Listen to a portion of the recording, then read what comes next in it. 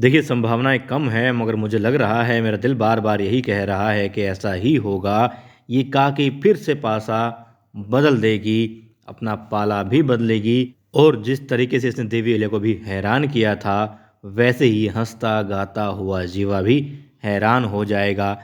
देखिए, देवी अहिल्या अपने हाथ खुलवा लेगी, ये बात भी तय है। मगर देवी अहिल्या ने जो बातें कही थी इस काकी से और बाद में जो बातें कह रही है इस डकैत जीवा से, वो बातें सुन कर के इस काकी को समय मिला, फुर्सत लगी विचारने की, समझने की कि इसने कितनी बड़ी गलती की है।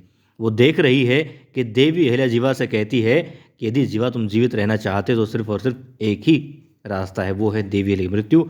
तो तुरंत प्रभाव से जितनी जल्दी हो सके देवी अहिल्या की गर्दन काट दो।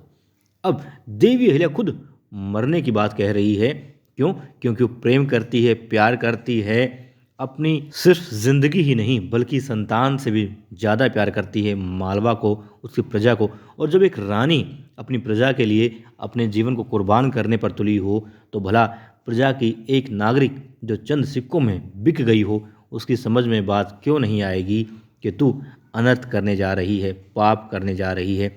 तो वो महिला यहाँ पर जब ये बात कहती है देवी अहिल्या उससे कि तुम्हें जब वक्त मिलेगा तुम सोचना कि तुमने कितना बड़ा अपराध किया है, कितना बड़ा पाप किया है, अपनी मातृभूमि से गद्दारी करके, धोखा कर कर अपने राज्य के साथ में।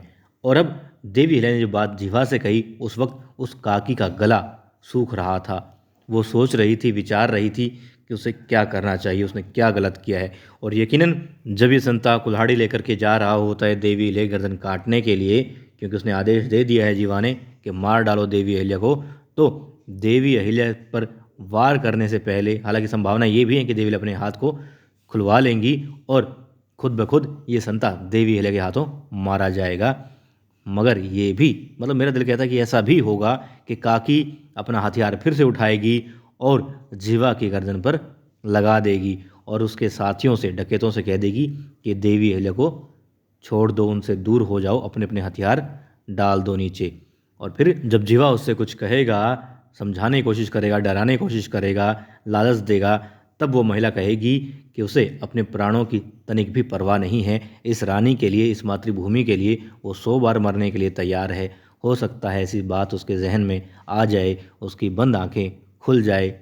मुझे ऐसा ही लग रहा है। हालांकि उसके तेवर देख करके शुरुआत से जब से उसको देख रहे हैं, वो दबंग महिला नज़र आ रही है। साथ में हथियारों को छुपाने का भी उसने एक अलग ही कमरा बना रखा था, अलग तरीके से वहाँ पर हथियार छुपा रखे थे, जो कि संभावना कम थी कि किसी भी घर में इस तरीके का तहखाना हो। तो मतलब हर तरीके से तलवार चलाना भी जानती है।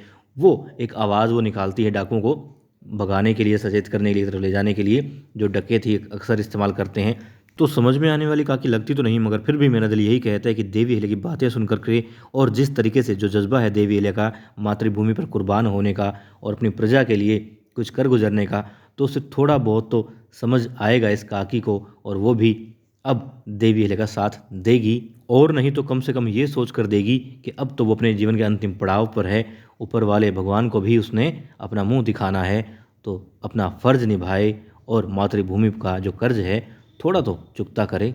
बाकी सीरियल वाले कभी भी किसी का भी पोपट कर सकते हैं, हम सब जानते हैं।